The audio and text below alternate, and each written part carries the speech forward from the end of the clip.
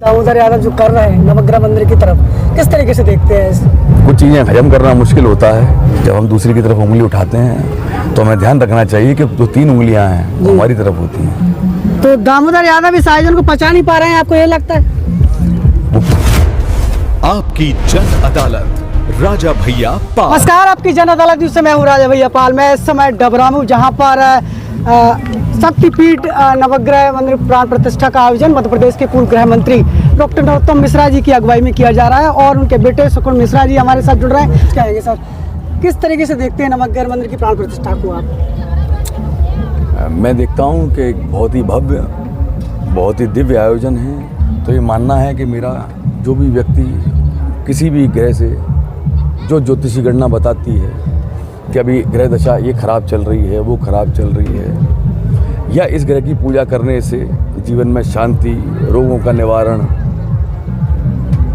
जो संभव है वो पूजा पाठ विधि पूर्वक हो, हमारे सनातन की जो परंपरा है वो आगे बढ़े, यही प्रयोजन है। जी, जिस तरीके से तमाम ज्योतिषी भविष्यवाणियाँ करने लगे हैं, कहीं ना कहीं नवग्रह में जो हो रहा है वो कहीं ना कहीं फलदायी सिद्ध होगा आगामी समय में। पूर्व वर्तमान ये राजनीतिक विषय है।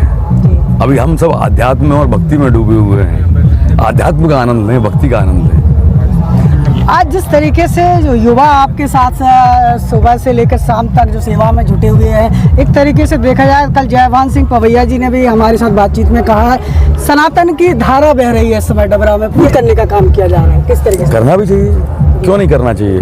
अगर आप और मैं अपने धर्म का प्रचार नहीं करेंगे तो क्या किसी दूसरे धर्म का करेंगे?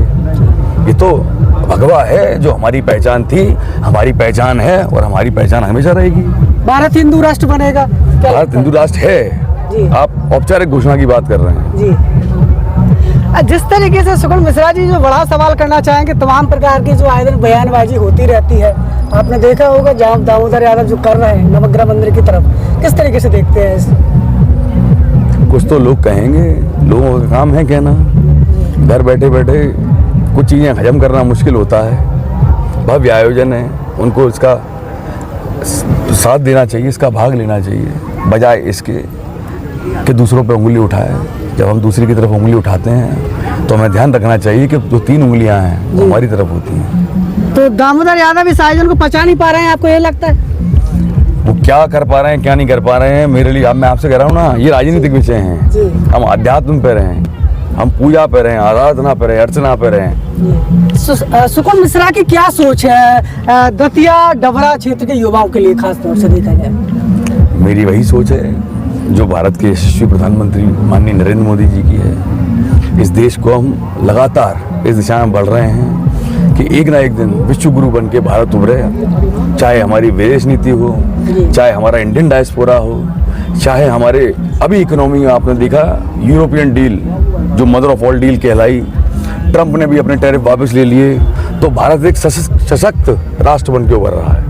डबरा में जो नवग्रह मंदिर बना, पूरे भारत में इसकी चारों तरफ वाहवाही हो रही है, समस्त साधु संतों का आगमन जिस तरीके से हो रहा है, आगे चल के ये पर्यटन स्थल में भी देखा जाएगा, तो किस प्रकार की सोच है आगे की? सारी चीज़ें समग्र चलती हैं। अगर आप देखें कि कुंभ लगा इलाहाबाद में, तो न केवल पर्यटन का फायदा हुआ बल्कि इकोनॉमी का भी फायदा हुआ।